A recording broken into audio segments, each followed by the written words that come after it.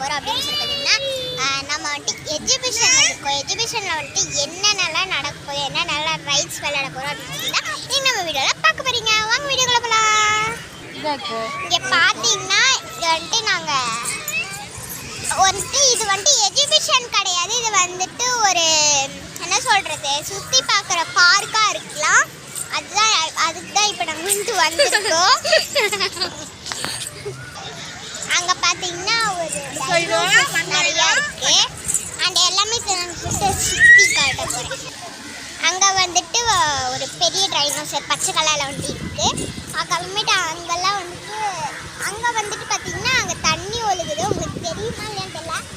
இங்கே பார்த்தீங்கன்னா மேலெல்லாம் நல்லா வந்துட்டு ஒரு வவ்வால் பறக்குது. ஓகே கைஸ், இப்போ வந்துட்டு நாங்கள் அவ்வளோ